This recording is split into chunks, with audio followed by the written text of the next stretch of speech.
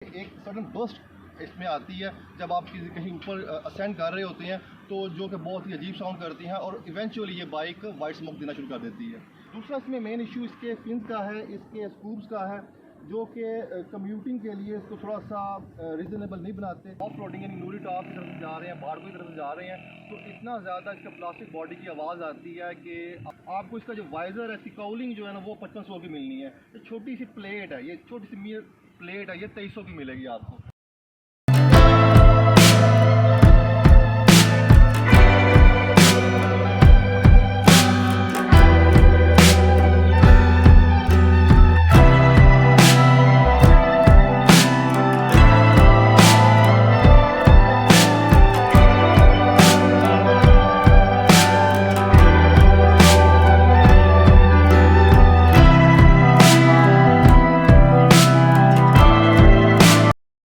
Clay और आप देख रहे हैं एमपी एडवेंचर क्लब। और आज आपके लिए मैं लेके आया हूँ अपनी बाइक होंडा CB150F और इसके कॉन्स के ऊपर बात करेंगे। प्रॉस के ऊपर वीडियोस मैंने ऑलरेडी दी हुई है तो आप इसकी खूबियाँ भी देख सकते हैं, लेकिन आज बात करते हैं इसके नकाइस के ऊपर। तो कुछ नकाइस इसमें ऐसे हैं जो कि इस बाइक को वर्थ बाइंग नहीं बनाते, ठीक है, लेकिन it could vary from person to person कि ये इन नकाइस को कुछ लोग इवन की खूबी भी कंसीडर करेंगे।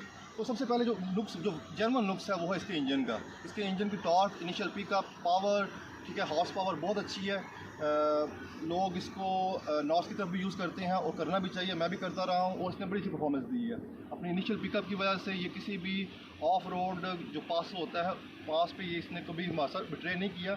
इवन के पिलियंस के साथ भी ये बाइक बड़ी स्मूथ किस्म की राइड ऑफर करती रही है। लेकिन होता ये है कि एक सडन बर्स्ट इसमें आती है जब आप कहीं ऊपर असेंड कर रहे होते हैं तो जो कि बहुत ही अजीब साउंड करती हैं और इवेंचुअली ये बाइक वाइट स्मोक देना शुरू कर देती है। तो वाइट स्मोक का इशू इसमें आता है। मैंने भी तकरीबन साल पहले इसके रिंग पिस्टन चेंज करवाए थे, लेकिन उसको ठीक करवाने के बाद अभी तक कोई ऐसा इशू फेस नहीं करना पड़ा, लेकिन इंजन का इसका एक इशू है। दूसरा इसमें मेन इशू इसके फिन्स का है, इसके स्कूप्स का है, जो कि कम्यूटिंग के लिए इसको थोड़ा सा रीज़नेबल नहीं बनाते।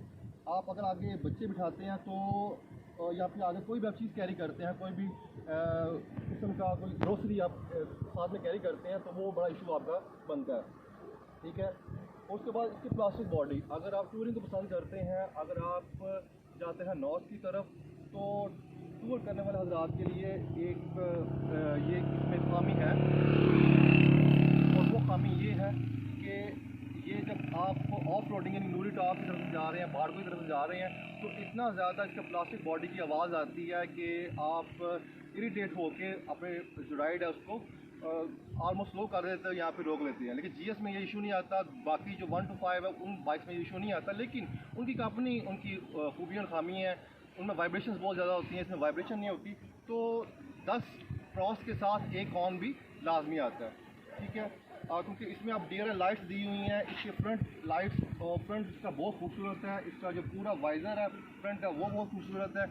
कोई भी पाकिस्तानी लोकल बाइक का जो फ्रंट है उस तरह का नहीं है। तो जो खामी मैंने इसमें पाई हैं वो सिर्फ और सिर्फ इंजन की खामी है। एक प्लास्टिक बॉडी है इसकी, बहुत ज़्यादा प्लास्टिक इसमें कम यूज़ हुआ होता, स्कूप्स ना यूज़ हुआ होता तो कोई ऐसा इशू नहीं था। और सबसे मेजर इशू, लेकिन वो सिर्फ इस बाइक के साथ नहीं है, वो इशू है इस एक्सपेंसिव स्पेयर पार्ट्स का। आपका GR के पैड्स चेंज करवाएंगे वो भी 2100-2200 के चेंज होते हैं, इसके भी 2300-2400 के चेंज हुए।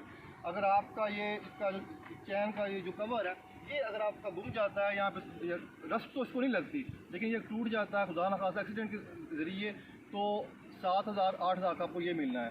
आपको इसका जो वाइज़र है, इसकी काउलिंग जो है ना वो 5500 की मिलनी है। ये छोटी सी प्लेट है, ये छोटी सी मीर प्लेट है, ये 2300 की मिलेगी आपको, ठीक है। इस तरह से कोई भी इसकी वायर है, ठीक है, प्लस की वायर है वो आपको 1200-1300 की मिलेगी। और सबसे खूबसूरत बात आपको बताता हूँ, यहाँ पर ना गरारी आती है, ठीक है, नीचे, जिससे वो आपको ना जो आपका एनालॉग मीटर है ना उसकी रीडिंग आती है टेक्नोमीटर की, स्पीडोमीटर की। तो स्पीडोमीटर वाली वो जो गरारी है वो आम तौर पर 1 to 5 की मिलती है 250 की, और 70 की आपको मिलती है अराउंड 130-140। लेकिन इस बाइक की आपको 2000 से लेकर 2500 तक वो गरारी मिलेगी जेन्युइन, और नॉन जेन्युइन 1300-1400 की मिलेगी। तो पार्ट्स उसके महंगे हैं, मेंटेनेंस के वाले से बाइक बिल्कुल एक्सपेंसिव नहीं है। लेकिन खुदा न खास्ता आपको कोई फटीक पड़ती है, आपको कोई ना कोई हार्ट के कोई पैसे इसके ऊपर एक्सपेंड करना पड़ते हैं, तो वो बहुत बड़ा झटका लगता है। ठीक है, तो लेकिन इससे काम वैसे आम तौर पर निकलते नहीं हैं। तो तमाम लोगों को सजेशन यही दूंगा मैं कि अगर आप ये बाइक लेना चाहते हैं तो ये तमाम प्रॉस और ये कॉन्स आप जहन में रखें और फिर ये बाइक खरीदें। और मैं इस बाइक को 2 साल इसको यूज़ किया है, तो 2 साल चलाने के बाद मेरा नहीं ख्याल कि मेरा ख़र्चा 25-30 हज़ार से ऊपर आया होगा। तो अगर आप वाकई बाइक के मद्दाह हैं और बाइक राइड्स को एंजॉय करते हैं और टूर करते हैं, तो ये बाइक भी आपको बहुत ज़्यादा साथ देगी। तो ये हमारा छोटा सा एक वीलॉग था, एक छोटा सा रिव्यू था CBF 150 के बारे में। और अगर आपको ये पसंद आए आपकी, तो हमारे चैनल MP एडवेंचर क्लब को लाइक कीजिएगा, सब्सक्राइब कीजिएगा, और कोई क्वेरी हो तो आप हमसे पूछ सकते हैं। जज़ाकुमुल्लाह खैर, अस्सलाम वालेकुम।